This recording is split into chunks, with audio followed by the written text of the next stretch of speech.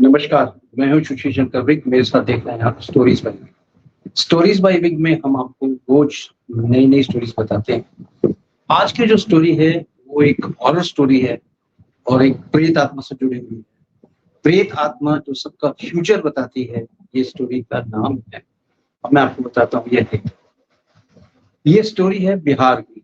बिहार में सुमित्रा नाम की एक औरत रहती थी, जो अपने ही गाँव में बहुत तरह प्रचलित हो गई इस मामले में कि वो सबका फ्यूचर बताती हैं, सुमित्रा जी। और जो फ्यूचर बताती हैं वो 101% फ्यूचर सही होता है। लोगों की भीड़ लगने लगी, धीरे-धीरे लोगों का बहुत-बहुत पे नज़ारा लगने लगा और ये जो है एक माँ का रूप इनको दिया गया। लोग गाँव वाले बड़ी जल्दी देवी-देवताओं को मान लेते हैं।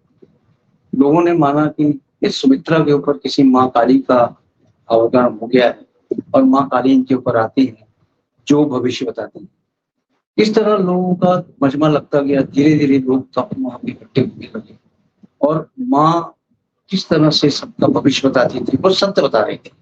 भविष्य जो भी बता रही थी, किसी के भी बारे में जो पूछता था, वो एकदम सत्य। अब धीरे-धीरे एक गाँव से दूसरे गाँव से तीसरे गाँव, गाँव का मामला था तो हर गाँव में ये प्रचलित हो गई कि सुमित्रा जी के ऊपर एक देवी जी आती हैं, देवी माँ के रूप में आती हैं और वो 3 दिन तो ये कार्यक्रम अच्छा चलता है। धीरे-धीरे बहुत सारी भीड़ आने लगी। 3 दिन तक तो इस देवी माँ ने जो थी, इन्होंने केवल फूल और फ्रूट्स खाए। लेकिन चौथा दिन आया तो देवी माँ ने बोला कि मुझे मांस, मछली चाहिए, मदिरा चाहिए। तो यहाँ के लोग जो थे वो चढ़ावा लेके आने लगे, वो चढ़ावा जो उसको देने लगे। ये जब बात एक गाँव की बहुत ही बुजुर्ग बुढ़िया को पता चलती है, बहुत ही बुजुर्ग आंटी थी, मतलब बहुत ही पुरानी रहने वाली थी, करीब 80 साल की। उन्होंने जब ये बात को सुना, तो उनके भी रोंगटे खड़े हो गए कि कोई देवी माँ किसी भी मांस, मदिरा का सेवन नहीं करती।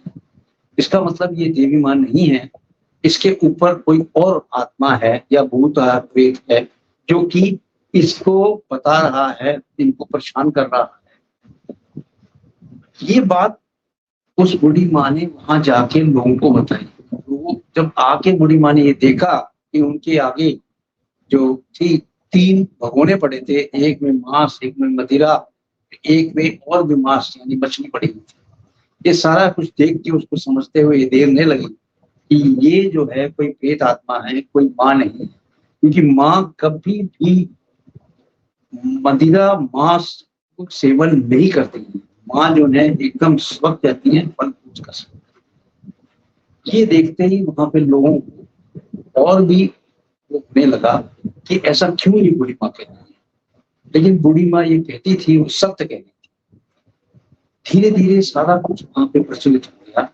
अब वहाँ से लोग जाने भी लगे, लेकिन सुमित्रा का जो हस्बैंड था, वो बहुत परेशान हो गया। क्योंकि सुमित्रा रात को बहुत ज़्यादा टूट जाती थी और टूट के सपनों में भी अनशन होती रहती। एक दिन की बात है, ये वहाँ पे सोई हुई थी और इनको अचानक उठ के देखता है कि सुमित्रा के पास कोई एक बूढ़ी औरत बैठी हुई है और वो हस्बैंड जो थे, वो हनुमान चालीसा का पाठ करते हुए उस औरत के पास जाते हैं, लेकिन औरत वहीं की वहीं बैठी रहती है।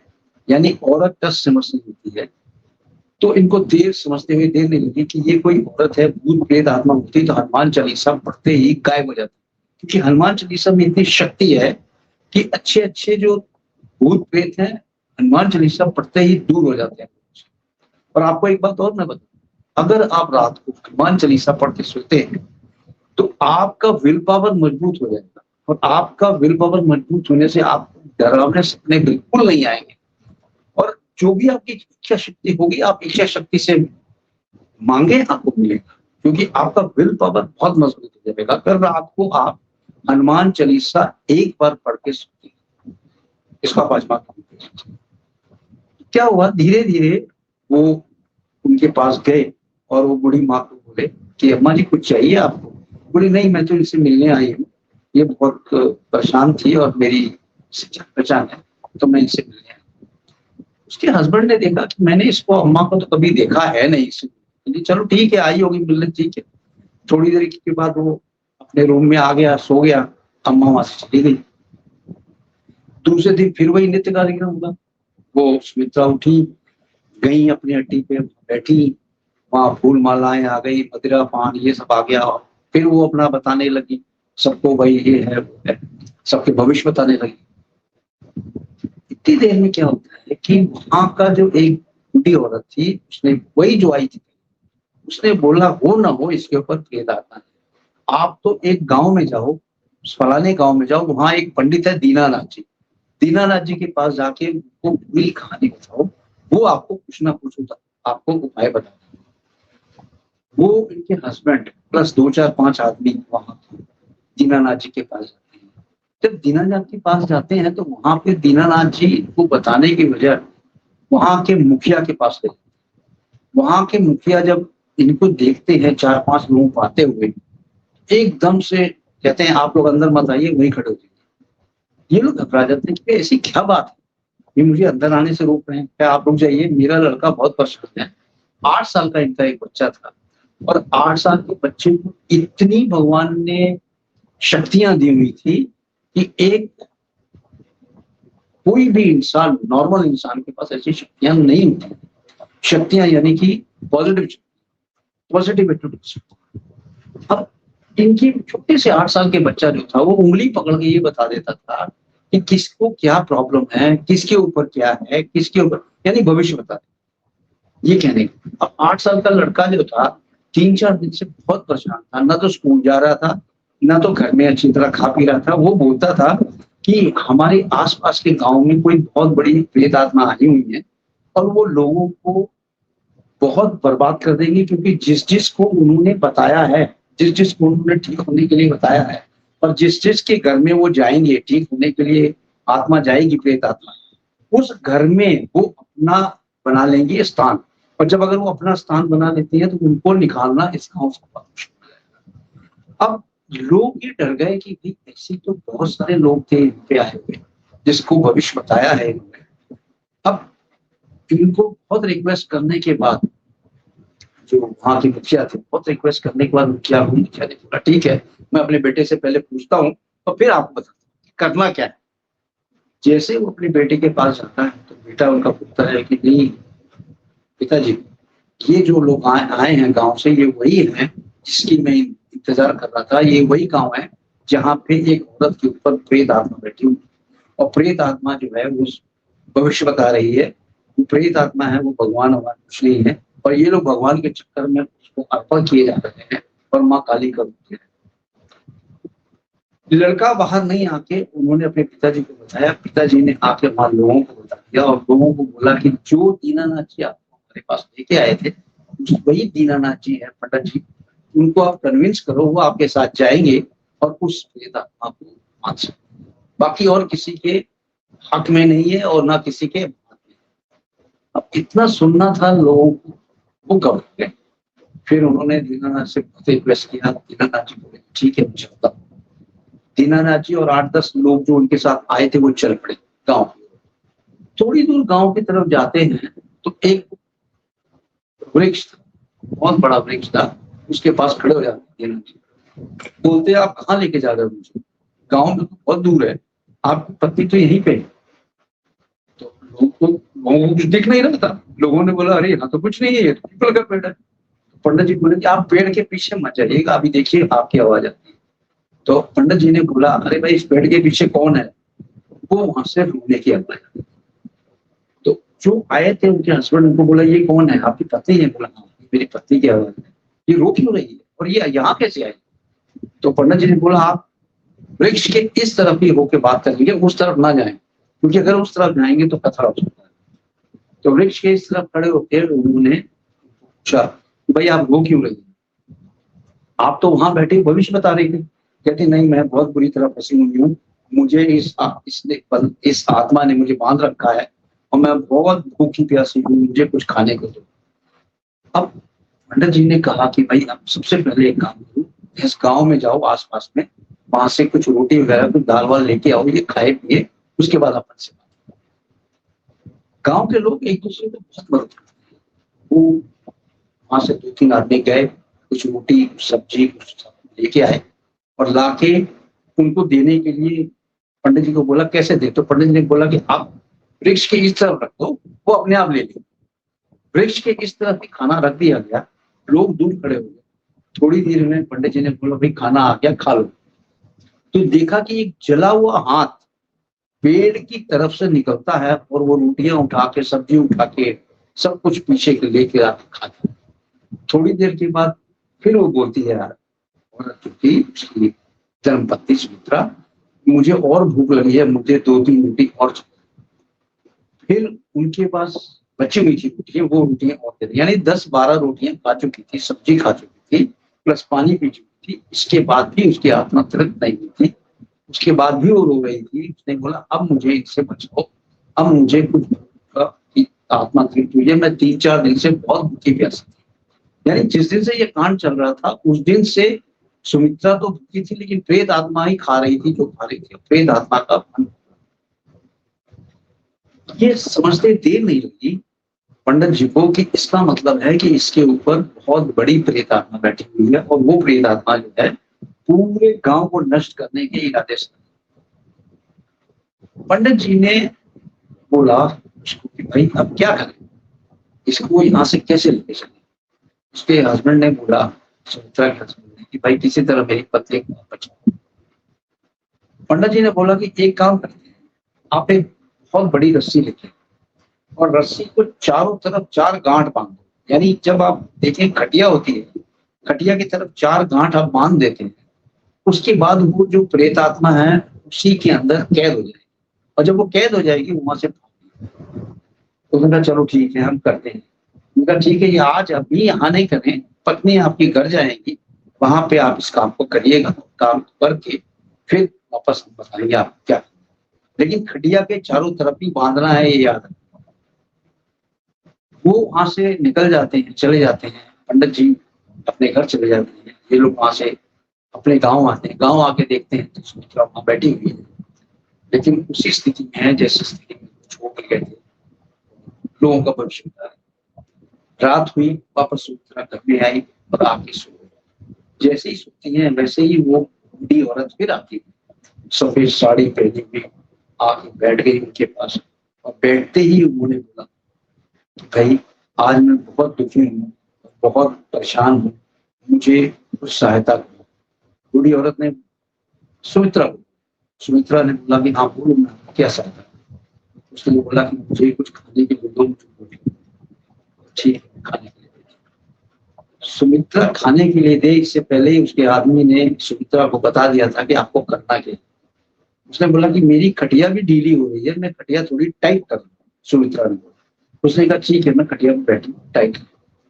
तो खटिया में 2 तरफ तो उसने गांठ बांध दी, एक तरफ एक पाइप है, दूसरी तरफ दूसरे पाइप है, तीसरे पाइप जहां वो बांधने आई वैसे ही उस भूतनी जो थी, प्रेत आत्मा थी, उसने बोला ये मत करो, यहाँ मत बांधो, अगर यहाँ बांधा तो मैं तुम्हें जान से बांधूंगा। सुमित्रा को समझते देर नहीं लगी कि ये प्रेत आत्मा है जो मुझे इस तरह से बोल रही है। उसने किसी तरह से उस तीसरी गांठ को बांध दिया, लेकिन तीसरी गांठ को बांधते हुए उसका हाथ एकदम से उल्टा हो गया, हाथ उल्टा हो गया, पैर उल्टे हो गए, लेकिन फिर भी वो तीसरी गांठ को बांध दिया। तीसरी गांठ बांधने के बाद चौथी गांठ को भी उसने किसी भी प्रकार से बांध दिया, यानी चारों तरफ से कैद कर दिया। अब वहां पे वो प्रेत आत्मा कैद हो गई। वहां से वो साड़ी वाली औरत अब जा नहीं सकती थी, उसी खटिया पे बैठी थी। सुमित्रा को बाहर निकाल के उस खटिया को उठा के वो लोग वापस कहाँ लाते हैं, उस पेड़ के पास, और उस पेड़ के पास लाके रख देते हैं। जैसे ही उस पेड़ के पास खटिया को लेके आते हैं, देखते ये है कि खटिया से चारों पाए जो है गिर चुके, रास्ते में कहीं गिर गए थे, इनको पता भी नहीं चला। पंडित जी भी आते हैं, पंडित जी बोलते हैं कि देखो भगवान भी हमारा साथ दे रहे हैं, बहुत अच्छा किया है, गांठें नहीं खुली है लेकिन रस्सियां वहीं की वही हैं और पाए गिर गए, कोई बात नहीं, हम लोग यहाँ व्यवस्था करते हैं। लेकिन पंडित जी ने बोला कि आज हम व्यवस्था कैसे करें, क्योंकि आज तो अमावस्या की रात है, और आज जो अमावस्या की रात है आज हम नहीं कर सकते इस काम को, इस काम को करना पड़ेगा कल, लेकिन इसको एज इट इज हम यहाँ बांध सकते हैं। अब बांधने के लिए उस रस्सी को चारों तरफ पेड़ के, उस पेड़ की चारों तरफ रस्सी बांधने के लिए क्या उपाय था कि पेड़ की एक तरफ से गांठ खोल के चारों तरफ से उसको बांध दो पेड़ को, और एक तरफ से लवादा पहना दो, यानी चारों गांठ इंटैक्ट। पंडित जी ने उनको हुक्म किया और वहां के गांव के लोगों ने उसको पेड़ को चारों तरफ से बांध दिया। जैसे ही पेड़ को चारों तरफ से बांधा, उसमें क्या देखते हैं कि उस पेड़ के अंदर कोई एक सफेद साड़ी में लिपटी हुई औरत, जिसका चेहरा एकदम क्लियर नहीं था, वो चारों तरफ चक्कर लगा रही है, बोल रही है मुझे बोलो, मैं फंस गई हूँ, मुझे यहाँ से निकालो। बोला पंडित जी ने यही प्रेत आत्मा है, इसको यही रहने दो आप। वहां गांव वालों ने बोला कि अरे भाई कोई औरत फंस गई है, इसको निकाल देते हैं, वापस बांध देते हैं। वो पंडित जी ने बोला यही प्रेत आत्मा है जिसकी हम बात कर रहे थे, आप इसको नहीं मिलेगी, रहने दो, उसको वहां बांध देते हैं। वहां उस गांव में वो जो प्रेत आत्मा थी, यानी कि जो इनकी पत्नी थी, वो वहां बैठी हुई अभी भी भविष्य बता रही थी। क्यों? क्योंकि भविष्य बताते बचाते बीच में लड़खड़ा भी रही थी, क्योंकि यहाँ वो बांध चुकी है। इस पेड़ पे पंडित जी ने बांध किया था। अब इस पेड़ के चारों तरफ से बांधने के बाद इतनी बुरी तरह से वो कररा रही थी, नहीं खुल पा रही थी, और बहुत ही मुश्किल था उनको यहाँ से जाना, इसलिए वो अपने आप को नहीं निकाल पा रही थी। वहां पे सुमित्रा गश खा के गिरती हैं। जैसे सुमित्रा वहां गश खा के गिरती है, वैसे ही यहाँ पे एक तरह से शांति हो जाती है। शांति हो जाते ही उस आत्मा को मुक्ति मिलती है। वो प्रेत आत्मा को जब मुक्ति मिलती है और वो वहां गश खा के गिरती है, तो सारा वातावरण शांत हो जाता है और सारे वातावरण में एक पॉजिटिव एनर्जी, क्योंकि ये नेगेटिव एनर्जी थी, ये नेगेटिव एनर्जी पूरे ब्रह्मांड में घूम रही थी। और ये एक ऐसी प्रेत आत्मा थी कि इसने अपना निश्चित किया था कि हम हर घर में प्रेत आत्माओं को वास कराएंगे और इस पूरे गांव को एक बार वश में करेंगे। उसके बाद गांव से गांव में हर गांव में अपने प्रेत आत्माओं को डेरा बनाए। ऐसा नहीं हुआ, क्योंकि सबसे बड़ा जो है भगवान से बड़ा कोई नहीं। भगवान जो चाहे वो करता है, यानी कि भूत प्रेत आत्मा भी भगवान से डरते हैं। लेकिन आपको मैं ये बता दूं, अगर आप में इच्छा शक्ति है और हनुमान चालीसा का अगर आप पाठ करते हैं, तो आप कहीं पे भी किसी भी प्रेत आत्मा से टक्कर लेने के लिए खड़े हैं, क्योंकि हनुमान चालीसा में ऐसी शक्ति है और ऐसा एनर्जी है, पॉजिटिव एनर्जी है, आपको कहीं भी डर नहीं लगता। कहीं पे भी आप मुश्किल में फंसे हैं, हनुमान चालीसा आप पढ़े, आप ये देखेंगे कि आप वो पॉजिटिव एनर्जी चारों तरफ से आ चुकी है, आपका ऑरा एक पॉजिटिव हो गया है और आपको किसी भी तरह का कोई डर नहीं है, कोई भी चीज। सबसे मजे की बात तो मैं आपको ये बताऊं, ये जो भूत प्रेत आत्माएं होती हैं, ये नेगेटिव एनर्जी, और नेगेटिव एनर्जी बड़ी जल्दी भाग जाती है जब किसी का प्रभाव पॉजिटिव होता है। इसलिए हनुमान चालीसा को जरूर पढ़ें, और हनुमान चालीसा को जो हमारे उपाय बताया था रात को सोते समय बिल्कुल पढ़ें। किसी भी तरह के आपके डर सपने दूर होते जाएंगे, अगर सपने आते हैं तो भी दूर हो जाएंगे, और आपके चारों तरफ पॉजिटिव एनर्जी होगी, और पॉजिटिव एनर्जी में आप सोएंगे, आपको कभी भी कोई सपने नहीं आएंगे, और आपकी इच्छा शक्ति मजबूत होगी। आप कुछ भी कर सकते हैं, 201% इच्छा जो है आपकी पॉजिटिव। ये हनुमान चालीसा का एक मंत्र। अब उधर हनुमान चालीसा का मंत्र होने के बाद वो प्रेत आत्मा को मुक्ति मिल गई। इधर जो थी इनको अपना होश आवाज आ गया। वो जो बूढ़ी औरत थी, जो 90 साल की औरत थी, जिसने ये सारी पूरी कहानी बताई थी कि भाई आप ये इसके ऊपर प्रेत आत्मा है, इसके ऊपर भूत है, आप इसके ऊपर माता मत समझिए, क्योंकि माँ कभी ये नहीं खाती थी, वो नहीं खाती थी। वो बेचारी भी आई और वहां पे आई के दर्शन किए, और दर्शन करने के बाद तो इस तरह से ये कहानी के एंड होता है और एक प्रेत आत्मा को मुक्ति मिल जाती है। कैसी लगी ये स्टोरी? आप बताएं। स्टोरीज बाय विग में आपका स्वागत है, और जीवन आनंद लेने के लिए है, और इसका आनंद लीजिए। स्टोरीज बाय विग सब्सक्राइब करें, चैनल को सब्सक्राइब करें, वीडियो को लाइक करें, और कमेंट बॉक्स में जाके बताएं मुझे कि प्रेत आत्मा की स्टोरी आपको कैसी लगी। ताकि हम अपने में और सुधार कर सकें। मेरा इच्छा इस स्टोरी को बताने का आपको डराना नहीं था, नहीं आपको किसी तरह से इम्प्रेस करने का था। मेरी ये इच्छा थी कि आपको आगाह किया जाए कि किस तरह से जो हो रहा है, जो पूरे सिनेरियो यानी पूरे वर्ल्ड में हो रहा है, उससे आप आगाह हो जाएं और अपना ख्याल रखें, अपनी इच्छा शक्ति को मजबूत रखें। जय हिंद, जय भारत।